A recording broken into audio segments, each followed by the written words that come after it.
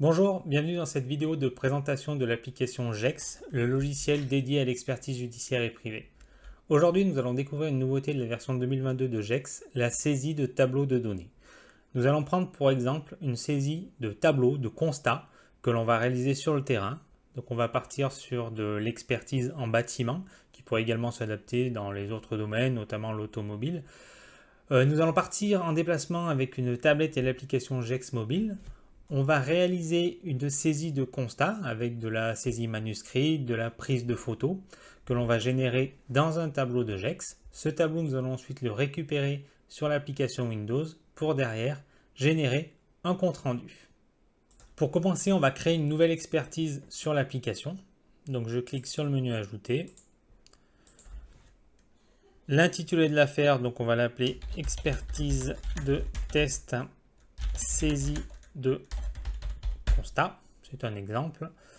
On va dire que c'est une expertise judiciaire, statut en cours, et on va renseigner le dernier champ obligatoire pour aller plus loin, donc le tribunal dans le cas d'une expertise judiciaire. On va enregistrer cette expertise et on ne va pas aller plus loin sur l'application Windows.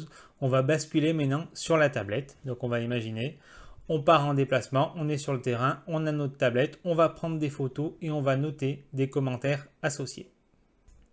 On bascule donc sur la tablette. Donc je me suis mis en projection via TeamViewer. Donc là, comme ça, vous pouvez visualiser l'écran de la tablette avec les données que je vais saisir à l'intérieur. Donc pour commencer, je vais ouvrir ma liste d'expertise. Donc mon expertise, c'est la dernière, tout simplement. C'est celle que je viens de créer. Donc l'expertise de test saisie de constat. Donc elle a bien été synchronisée. J'ouvre l'expertise et donc je vais ouvrir la fonctionnalité de saisie de tableau. Donc le dernier menu du menu hamburger.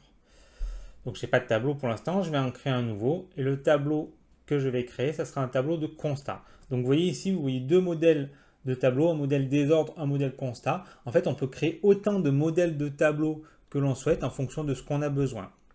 Les tableaux, ce sont des données que l'on va saisir mais qui ne sont pas figées en fait. Vous allez définir, vous, les données que vous souhaitez gérer dans ce tableau. Donc là, dans mon exemple, le tableau de constat, hop, je l'ouvre.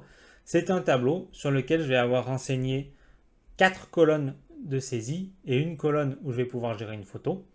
Donc les 4 colonnes de saisie, ça va être le nom de la pièce, donc la chambre, le garage, ainsi de suite, un numéro de constat, un objet, un détail, ainsi qu'une photo. Donc là, pour l'instant, j'ai rien dans mon tableau et je vais saisir directement. Donc j'appuie sur le plus de la tablette. Donc je crée ma ligne de constat et je viens l'ouvrir.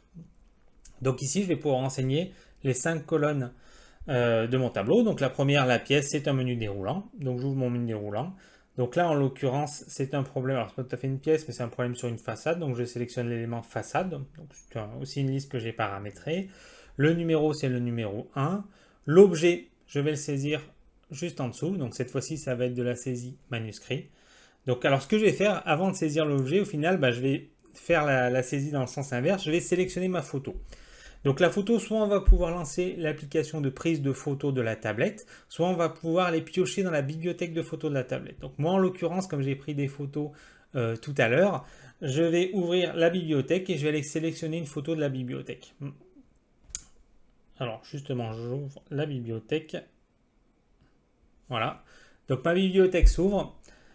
Je vais attendre qu'elle s'ouvre. Voilà. Vous voyez, on a vu on voit les photos que j'ai prises tout à l'heure. Donc j'ai pris quelques exemples. C'est une façade qu'on voit. J'ai pris une voiture aussi pourquoi pas faire un exemple sur de l'automobile. Donc là, je vais sélectionner une photo. Et donc là, je la vois alors en plein écran. Vous, pas forcément en TeamViewer, mais moi, je la vois en assez grand. Donc on voit, c'est une photo d'une façade que j'ai prise où en fait la façade s'est détachée.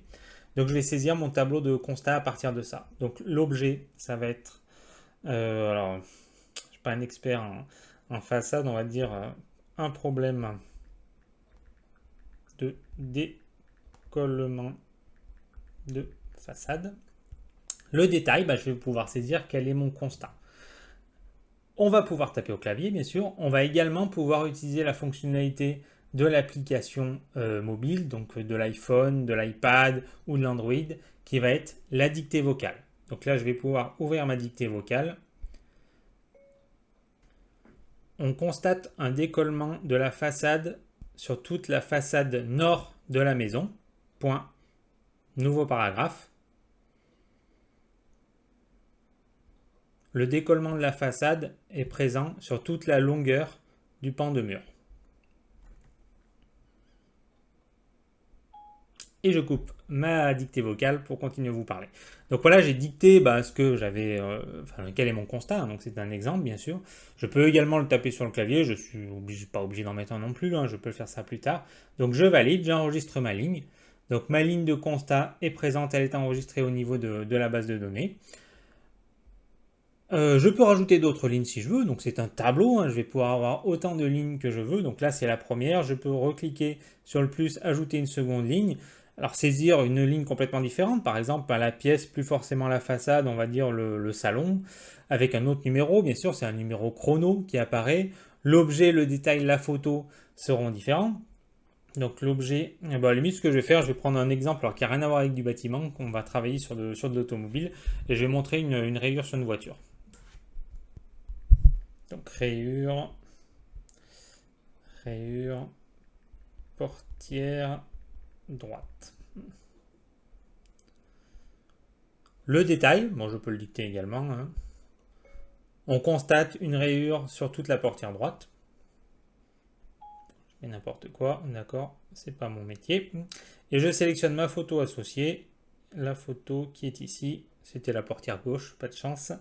Je sélectionne quand même ma photo. Et je valide, et ainsi de suite. Voilà, je peux remplir comme ça mon tableau de constat avec tout ce que je souhaite. Quand j'ai terminé, je valide. Donc, c'est-à-dire que j'enregistre mon tableau au niveau de l'application mobile. Et vous allez voir que ce tableau, on va le récupérer derrière au niveau de l'application Windows. Il va directement être synchronisé. Donc, je vais revenir au niveau de mon application Windows. Je vais fermer, je vais rouvrir mon expertise. Partir de 0. Donc c'était l'expertise qui s'appelait test de constat. Au niveau de mon expertise, donc je retrouve maintenant un onglet tableau avec le tableau de données qui a été saisi. Donc vous voyez, je peux avoir plusieurs tableaux autant que je veux. Donc là en l'occurrence j'ai mon tableau de constat. Si je l'ouvre, je retrouve ce que j'ai saisi au niveau de l'application mobile. Alors les tableaux, on les a saisis sur l'application mobile, on peut également les saisir sur l'application Windows si on le souhaite. Donc ici je peux rajouter des lignes. Et comme sur mon application, saisir mes données. Donc au niveau du couloir, hop, avec un autre objet, un autre détail, je vais taper n'importe quoi, histoire d'avoir un petit exemple, et une autre photo. Donc là, les photos, j'ai que les deux photos que j'ai prises au niveau de mon téléphone. Donc je vais sélectionner la même, tant pis.